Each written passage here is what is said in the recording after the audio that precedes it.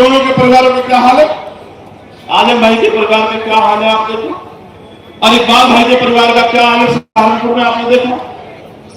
अगर वो कोई व्यापारिक वो बना लेते तो कोई दिक्कत नहीं थी, यूनिवर्सिटी बना के पढ़ाओगे, उनको सिस्टम बनाओगे तो लड़ाई हो जाएगी। मैं आपको ये बता रहा हूं मेरे प्यारे साथियों, प्रदेश का देश का कोई डिपार्टमेंट उठा के देख लो, अगर आप बैकलॉग ढूंढोगे तो मैं लिख के देता हूं कि अगर बैकलॉग भरा जाए तो आज ही 5 7 10 लाख बैकलॉग के लोगों को नौकरी, सरकारी पक्की नौकरी मिल जाता।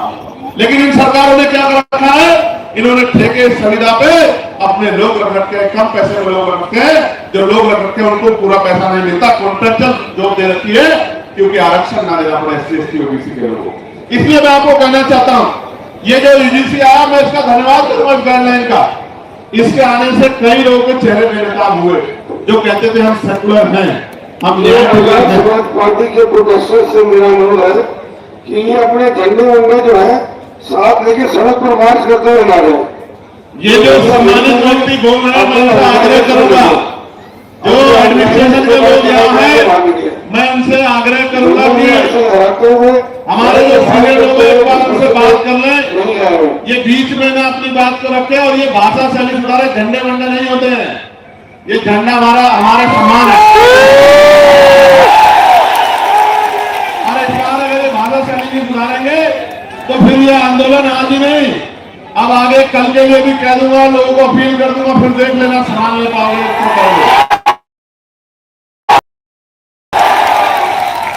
प्यारे साथियों, मैं आपको कुछ और कहना चाहता हूं, दोस्तों सुबह इन बातों पर ध्यान मत दो, ये तो पुलिस के भाई हैं, एडमिनिस्ट्रेशन के भाई हैं, सरकार के हिसाब से काम करते हैं, हमें इनकी मदद लेनी है, हमारा इनका कोई झगड़ा नहीं है।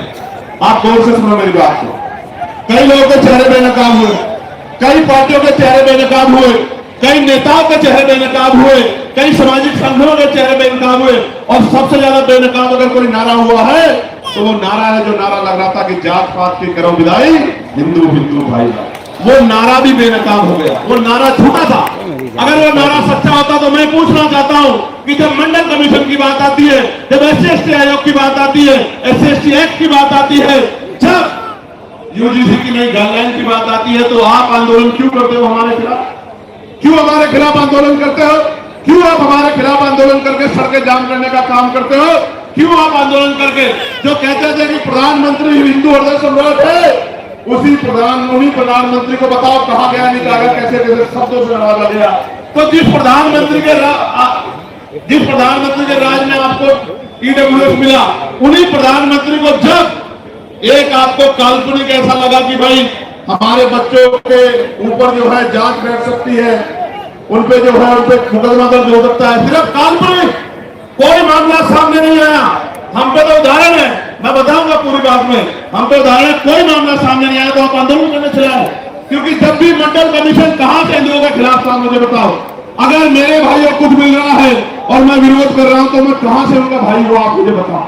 देखो बहुत कुछ बेनकाब हुआ, बेनकाब ये हुआ है कि जाति सत्य है, जाति सत्य है, और जाति को ठुकराया नहीं जा सकता। जिसको हिंदू हृदय सम्राट कहते थे, उसी को जाति के आधार पर गाली देने का काम कर दे। इसका मतलब जब तक वो व्यक्ति आपका काम करेगा तब तक आप उसको पलकों बिठा के रखोगे, जैसे ही वो कोई और उसका रोल भी नहीं UGC में तो आप उनको गाली देने लग जाओगे। ये है जाति का सत्य। मैं और बताता हूं, हाथ कंगन को आरसी का और पढ़े लिखे को फांसी क्या।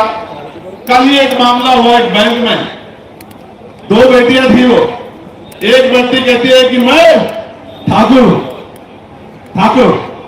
और दूसरी बेटी है ब्राह्मण समाज की है। मैं तो तमाम महिलाओं का सम्मान करता हूं, लेकिन आप देखो कि उन्होंने क्यों नहीं कहा कि मैं हिंदू हूं, और दूसरी बेटी ने क्यों नहीं कहा मैं हिंदू हूं। एक ने कहा मैं ठाकुर हूं, दूसरे ने कहा मैं ब्राह्मण हूं, और दोनों अपने अपने समाज से समर्थन मांग रही है, और दोनों के विरोध में एक दूसरे के समाज के लोग गाली देने का काम कर रहे हैं। इसलिए मैं आपको बता रहा हूं कि वर्ग की बात ही नहीं है, ये बात जातियों तक जाती है जब आपके अधिकारों पर हमला होता है। और सबसे बड़ी बात देखो, जिनके बच्चों को जो बच्चे मर रहे हैं इनके, क्योंकि 118% की वृद्धि हुई अपराध में। ये मैं नहीं कह रहा हूं, ये सरकार के आंकड़े कह रहे हैं, एजेंसियों के आंकड़े कह रहे हैं, 118% की वृद्धि हुई। और कानून की ये गाइडलाइन कैसे बनी? सुप्रीम कोर्ट ने ऑर्डर किया कि गाइडलाइन बनाओ UGC को। UGC ने गाइडलाइन बनाई, हमने नहीं बनाई। और उस गाइडलाइन में जैसे ही पिछड़े वर्ग के लोगों को जोड़ा, क्योंकि गाइडलाइन तो 2012 में बनी थी, 2012 में बनी थी, लेकिन जैसे पिछड़े वर्ग के लोगों को जोड़ा तत्काल विरोध शुरू हो गया। मैं आपको बताना चाहता हूं कि इस नारे के पीछे अगर कुछ है तो वो पिछड़े वर्ग के लोगों का विरोध है। इस बात को मेरी आप याद रखना। ये सरकारें, इनकी सोच पिछड़ा वर्ग विरोधी है और हम इस बात को इसलिए लड़ रहे हैं क्योंकि हम जानते हैं कि राष्ट्रपिता ज्योतिबा फुले हमारे लिए लड़ रहे थे, छत्रपति साहू जी महाराज हमारे लिए लड़ रहे थे, ईवी पेरियार रामानायकर स्वामी कन्हैया यादव हमारे लिए लड़ रहे थे, मामला राम सुवर्मा चौधरी महाराज की बात छोटगाम चौधरी चरण सिंह हमारे लिए लड़ रहे थे। इसलिए आज हम यहाँ सीना तान के खड़े हैं कि हम अपने भाइयों को अकेला नहीं महसूस होने देंगे, उनके साथ। प्यारे साथियों, यूजीसी की बात हुई है, मैं पूछना चाहता हूं कोई ऐसा प्रोटेस्ट बताओ जो यूजीसी के विरोध में हुआ हो और पुलिस ने उन पर लाठी चलाई हो। कोई एक विरोध आप मुझे बताओ पूरे देश के अंदर, या उनको पकड़ के खींचा हो, या उनके कार्यक्रम में इस तरह से माइक उठा के बीच बीच में कहा हो कि भाई आपके लोग कम है, आपके लोग ज्यादा, कभी हुआ है। लेकिन जैसे आप लोग आंदोलन करने हैं, कहां बीएचयू में, कहां गोरखपुर यूनिवर्सिटी में, कहां लखनऊ यूनिवर्सिटी में, कहां जेएनयू में, कहां डीयू में, आपको पीट भी रहे हैं और पीट के उठा के बंद भी कर रहे हैं। क्योंकि जो समाज प्रभावी होता है, जिनके पास मीडिया होता है, जिनके अधिकारी होते हैं, जिनकी एजेंसियां होती हैं, जिनके पास वॉइस होती है, उनकी छोटी से छोटी बात भी लाखों मील तक दूर जाती है और जिनकी आवाज नहीं होती उनको हत्या करके लटका दिया जाता है। तो चारों तरफ सुनसान, चारों तरफ इस तरह का चुप्पी होती है कि जैसे कुछ हुआ ही नहीं। इस देश में क्या नहीं सहा हमने, क्या नहीं सहा इस देश में। हमने लक्ष्मणपुर बातें कांड सुना जहां हमारी मां के पेट चीर गए और जो बच्चे थे पेट में उनको निकाल के तलवार की नोक पे खड़ा कर दिया। क्या नहीं देखा हमने? इधर के दलित और पिछड़े मुसलमानों आदिवासियों ने क्या नहीं कहा? कितने दंगे, कितने जुल्म, कितनी लाशें हमारी जो है, क्योंकि ये समाज छुड़ा हुआ है। इनको नहीं पता कि रोज इनकी बच्चियों को, बेटियों को कहीं ना कहीं प्रदेश में, देश में जुल्म जाति का शिकार होना पड़ रहा है। और जब न्याय मांगने जाते हैं तो लाठियों से स्वागत होता है, अपमानित गालियां दी जाती है। इसलिए मैं कह रहा हूं कि ये नारा तार्किक नहीं है जो नारा लगा के आपको लंबे समय से बेवकूफ बनाया जा रहा है। ये नारा तार्किक होता तो मैं गारंटी देता हूं कि यूजीसी गाइडलाइन के खिलाफ कोई आदमी सड़क पर नहीं आता। वो कहता कि यूजीसी गाइडलाइन, अच्छा डर कौन, डरेगा कौन? कानून कितने देश में? 302 है, 304 है, 308 है, 307 है। कितने कानून में, इतने कानून बने हुए हैं, हर कानून का दुरुपयोग हो सकता है। कोई दुरुपयोग का एक तो मामला था 2012 से SC/ST के उसमें गाइडलाइन बनी हुई है। आप पे 10 मामले हैं जो आपके खिलाफ फर्जी दर्ज हो गए हो, कुछ तो होगा आपके पास जिसके आधार पर आप कह रहे हो, लेकिन कोई तथ्य नहीं है। एक ही तथ्य है कि हमें अपराधी मान ले। हम कहां अपराधी मान रहे हैं भाई? हम कौन है अपराधी मानने वाले? कन्वेंशन रेट कहता है कोर्टों का। हम तो किसी को सवाल नहीं करते कि जब हाई जुडिशरी में, हाई कोर्ट में और सुप्रीम कोर्ट में हमारा रिप्रेजेंटेशन नहीं होता, हम तो तब भी सवाल नहीं करते। हम जैसा गुंगा भरा कौन होगा? कौन होगा? कौन होगा? हमसे ज्यादा सीधा सच्चा व्यक्ति तो इस देश में कोई भी नहीं होगा जो जुल्म भी सहता है और चुप भी रहता है।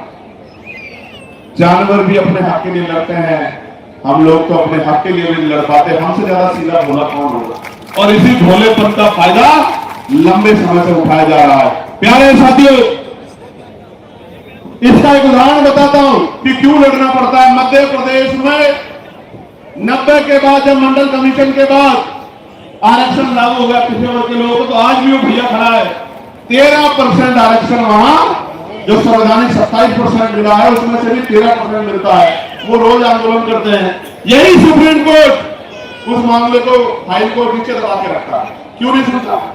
जब आपने एक दिन पहले PI दाखिल हुई और अगले दिन सुनवाई कर ली तो हमें पीड़ा होती है कि जब 69,000 शिक्षक भर्ती का मामला उत्तर प्रदेश का सालों भर पड़ा रहता है कोर्ट में, जब 27% रिजर्वेशन का मामला सालों पड़ा रहता है और आप कभी सुनवाई नहीं करते हो। मेरे आज भी याद है जब डिमोशन हुए थे उत्तर प्रदेश में, एक पूर्व की सरकार थी, जब उनके निगरानी में डिमोशन हुए थे, इसी सुप्रीम कोर्ट ने कहा था कि पहले डिमोशन कराओ उसके बाद हम सुनेंगे। मैं पूछना चाहता हूं, जब हमारे हकों की बात होती है तो क्यों चुप्पी थाम लेते हो आप?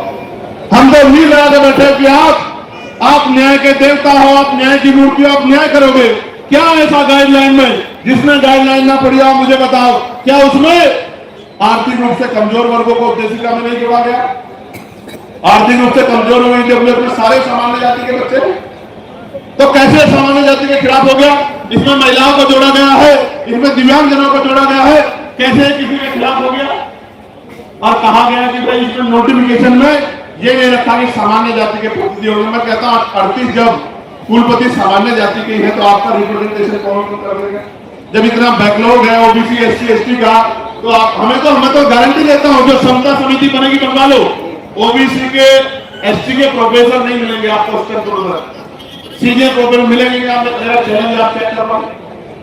तो इसलिए मैं कह रहा हूं प्यारे साथियों, मंडल कमीशन आया था, मंडल कमीशन 2 सिफारिशें लागू हुई, अभी बाकी सिफारिशें जो भी हुआ, कभी कोर्ट को नहीं लगता कि ये सिफारिशें लागू होनी चाहिए, कभी नहीं लगता, कभी नहीं लगता।